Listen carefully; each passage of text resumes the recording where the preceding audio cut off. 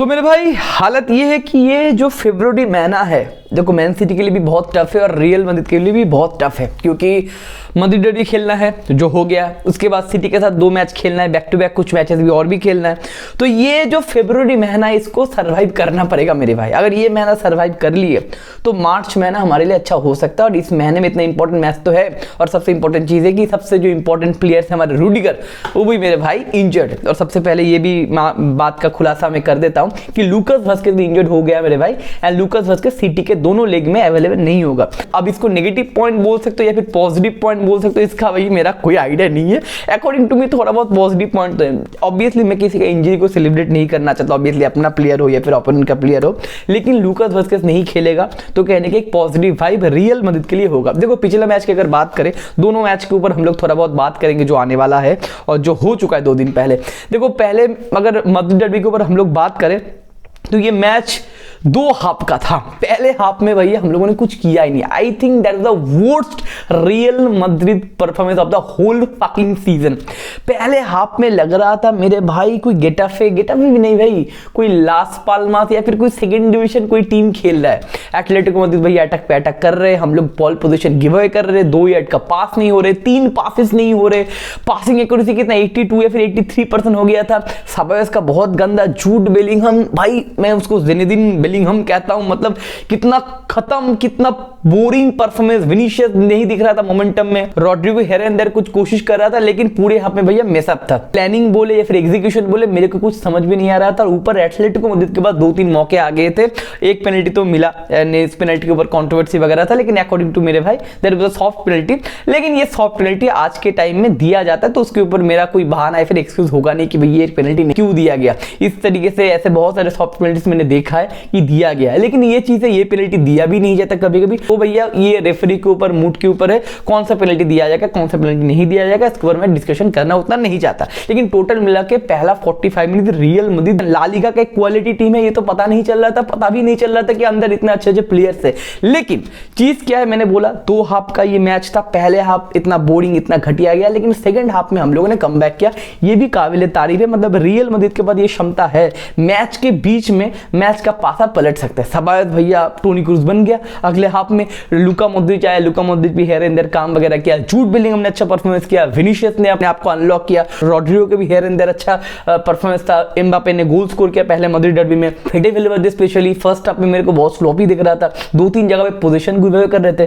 फेडे वेलवर्दे position give away कर रहा है मेरे भाई, मतलब आंखों से मेरा खून आ गया था। लेकिन सेकंड हाफ में फेडे वेलवर्दे भी कहने की कमबैक वगैरह किया। तो टोटल मिला के एक अच्छा पॉजिटिव एक एंडिंग तो मैं नहीं बोलूंगा, क्योंकि ऑब्वियसली 2 पॉइंट हम लोगों ने गवा दिया एंड बार्सिलोना के फिर एटलेटिको मैड्रिड को कमबैक करने का मौका दे दिया ला लीगा टेबल में। अभी एटलेटिको मैड्रिड से हम लोग कितना 1 या 2 पॉइंट पीछे और बार्सिलोना से आई थिंक 2 पॉइंट पीछे। तो टोटल मिला के ला लीगा ओपन हो चुका है। तो मैं नहीं चाहता था ला लीगा ओपन हो, ये मैच जीतना चाहिए था, लेकिन प्लेयर्स नहीं है, पूरा बैकलाइन नहीं है, कारवाल, मिलिताओ, रूडिगर और आलाबा, तो 4 जो बैकलाइन है, अगर पूरा का पूरा बैकलाइन, 1-2 इंजरी नहीं, पूरा अगर बैकलाइन ही नहीं होता आपके पास तो क्या ही करेंगे। तो वो सब अगर आप नजर में रखते हो तो मैड्रिड डर्बी ड्रॉ 1-1, चलो fine I will take it. And कहने कि ये फरवरी में ना हम लोग को ना इस तरीके से सर्वाइव करना पड़ेगा एंड अच्छा क्वालिटी फुटबॉल नहीं, हम लोग को ना जीतना पड़ेगा, पॉइंट्स लेके आना पड़ेगा। उसके बाद रूडिगर फिट हो जाएगा, कामाविंगा फिट हो जाएगा, उसके बाद मार्च महीने में हम लोग फाड़ देंगे। लेकिन ये हर एक मैच में हम लोगों को मोटा मोटी करके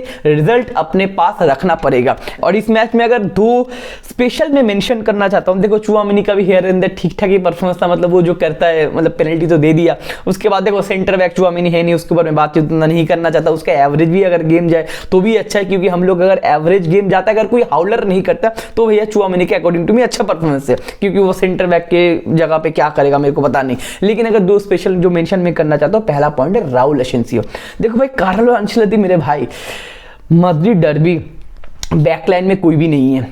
एक बंदा, यंग बंदा जो 6-7-8 मैच खेला है, मतलब पहला सीजन है उसका, हाफ सीजन में मतलब उतना मैचेस उसको नहीं मिला, उतना टाइम उसको नहीं मिला अकॉर्डिंग टू यू, कि उसके पास कॉन्फिडेंस नहीं है, वो बंदा तैयार नहीं है नॉर्मल मैचेस में स्टार्ट करने के लिए। अगर बंदा मैड्रिड डर्बी में आपका बेस्ट बैकलाइन है, मतलब बैकलाइन में अगर बेस्ट प्लेयर है, तो आपको नहीं लगता राहुल एसेंसियो को पहले से खिलाना चाहिए था मेरे भाई? तो कहीं ना कहीं राहुल एसेंसियो का मैच देख के मेरे को और भी ज्यादा कॉन्फिडेंट आ रहा है कि भाई that is the howler of Carlo Ancelotti. किस लिए आज रूडिगर बाहर है, किस लिए हम लोग मैचेस हारे हैं, किस लिए हम लोगों ने एल क्लासिको में हगा है, पर राहुल एसेंसियो उसकी जगह पे होता ना मेरे भाई, तो कहने की अच्छा परफॉर्मेंस या फिर इतना गंदा रिजल्ट हम लोग को नहीं मिलता। ये ईगो बताओ या फिर स्टबर्ननेस बताओ, कार्लो अंचेलोटी का राहुल एसेंसियो के ऊपर शायद इस मैच के बाद खत्म होने वाला है। एंड ये चीज आ रहा है कि न्यू डील के ऊपर बातचीत हो रहा है राहुल एसेंसियो का। मतलब seriously Raul Asensio can be our future product in our next project. Summer window में बोला जा रहा है कि 2 सेंटर बैक हम लोग साइन करेंगे बड़े बड़े, लेकिन राहुल एसेंसियो स्क्वाड प्लेयर या फिर एक अच्छा रोटेशन प्लेयर में तो गारंटी हो सकता है। एंड जिस राहुल एसेंसियो को अंचेलोटी खिलाना नहीं चाहता, इस राहुल एसेंसियो को मेरे भाई तुमको मैड्रिड डर्बी में खिलाना पड़ा, मैन सिटी के खिलाफ, मतलब इस सीजन का सबसे इंपॉर्टेंट 2 मैचेस में भी आपको खिलाना पड़ेगा। तो मेरे भाई क्या फायदा हुआ, ये पहला पॉइंट। और दूसरा पॉइंट है मेरे भाई फ्रान गार्सिया, जो मेंडी, जो एक और सौतेला बेटा है। मतलब मैं कभी कभी लाइव में बोल रहा था कि अंचेलोटी के बारे में मैं बोलना नहीं चाहता, बहुत ही खराब एक वर्ड है, लेकिन एक स्टैंडर्ड एरिक टेन है, राइट? एरिक टेन का जो एक बायसनेस होता था ना कि एंटोनी को खिलाएंगे, एंटोनी को खिलाएंगे, उस तरीके से अंचेलोटी का भी ये है कि भाई मेरे को ना मेंडी को खिलाना है, मेरे को चुआमेनी को खिलाना है। तो भाई मेंडी की जगह पे फ्रान गार्सिया कल आया। हम लोगों के ऊपर क्वेश्चन मार्क था कि फ्रान गार्सिया क्या डिफेंड कर पाएगा, लेकिन बंदे ने क्या खेला, बंदा चीता खिला रही है मेरे भाई। 100% पैशन, 100% वर्क रेट फेंका मैदान पे, एंड काफी बढ़िया मैच था। एंड आई थिंक ये भी प्रूव करते हुए फ्रान गार्सिया भी धीरे धीरे बड़े टीम के खिलाफ आप गारंटी उसको रोटेट कर सकते हो, क्योंकि जब मेंडी खेलता है मेरे भाई विनीशियस को कट ऑफ कर देता है, क्योंकि एक भी बंदा फॉरवर्ड पास तो नहीं करता। मेंडी क्या करता है, थोड़ा बहुत डिफेंडिंग और सारे बैक पासेस। और कहने कि हम लोगों के पास प्रोग्रेसर पासर या फिर टेम्पो कंट्रोलर का जो क्वेश्चन था, तो सारे लोगों को थोड़ा बहुत हाथ बटाना पड़ेगा प्रोग्रेसिव पासिंग के लिए, लेकिन मेंडी मेरे भाई ये नहीं करता। वो बंदा बॉल लेके भैया सेंटर बैक को बैक पास करता है। लेकिन जब फ्रान गार्सिया खेलता है तो कहने की विनीशियस को अनलॉक करने के, फटने का मौका मिलता है। जो विनीशियस सेकंड हाफ में बढ़िया खेला, एंड फ्रान गार्सिया का डिफेंडिंग के ऊपर जो क्वेश्चन मार्क था, बंदे ने डिफेंडिंग भी काफी बढ़िया किया। तो 1-1 ड्रॉ, 1 पॉइंट 2 पॉइंट लॉस, ठीक है, सेटिस्फाइड तो नहीं, लेकिन मैं 60-70% यस बोल सकता हूं। ला लीगा का जो पॉइंट्स टेबल का डिफरेंस है वो कम हो चुका है, लेकिन मैंने बोला कि इस महीने हम लोगों को सर्वाइव करना पड़ेगा। अब अगला स्टॉप है हमारा एतिहाद में, अब अवे मैच खेलना पड़ेगा। अब प्रॉब्लम क्या है, मैंने पहले बोला कि लूकास वास्केज को इंजरी मिल गया है, एंड लूकास वास्केज भाई अवेलेबल नहीं रहेंगे। और एक इंपॉर्टेंट पॉइंट और नेगेटिव पॉइंट ये है कि Jude Bellingham, Tchouameni, Luka Modric, कामाविंगा and Anrich, ये सारे लोग 1 येलो कार्ड अवे है अगला मैच बैन होने के लिए। मतलब एतिहाद में अगर ये सारे प्लेयर्स को येलो कार्ड मिलता है तो सेकेंड लेग में ये सारे प्लेयर्स खेल नहीं पाएंगे। मतलब संकट तो है, संकट के ऊपर संकट स्क्वायर। तो ये सारे प्लेयर्स को भैया बचा के खेलना पड़ेगा, स्पेशली जूड को, चुआमेनी को एंड लुका मॉड्रिच को, क्योंकि कहीं ना कहीं अगर चुआमेनी गया तो सेंटर बैक कौन खेलेगा राहुल के साथ? कोई नहीं खेलेगा, मेंडी को खिलाना पड़ेगा, तो प्रॉब्लम है। एंड जूड अगर गया तो भाई सत्यानाश, तो थोड़ा सा बचा के खेलना पड़ेगा एतिहाद में।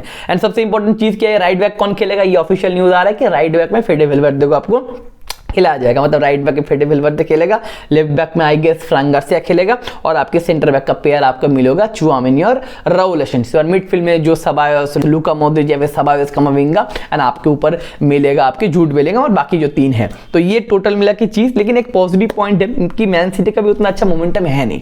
एफए कप के फिक्चर में एक सेकंड डिवीजन टीम के साथ हारते हारते बचे, 2-1 से जीता। एंड आर्सेनल तो भैया खा ही गया, मतलब 5-1 से पेला है आर्सेनल। तो कहने की मैन सिटी भी उतना मोमेंटम में है नहीं। और प्रेस कॉन्फ्रेंस में भैया पेप गार्डियोला बोले है कि बैलन डॉर रॉड्रिगो मिला है, कोई बात नहीं, फेयर था, तो उसके ऊपर भी थोड़ा मिर्ची मसाला डाल दिया है।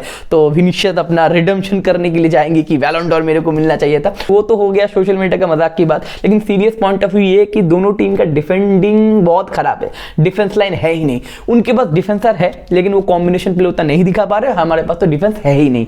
तो ये डिफेंस के साथ एतिहाद में क्या हम सर्वाइव कर सकते हैं?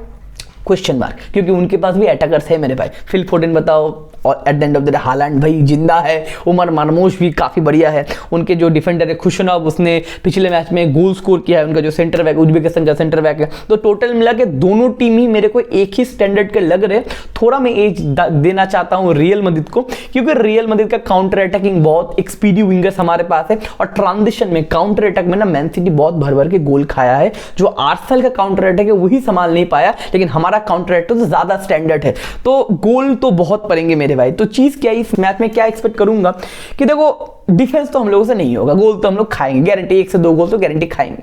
हमको ना XG से ऊपर परफॉर्म करना पड़ेगा। हमको 3 मौके मिलेंगे, 2.5-3 XG का एक मौका मिलेगा, हमको 4 गोल मारने पड़ेंगे।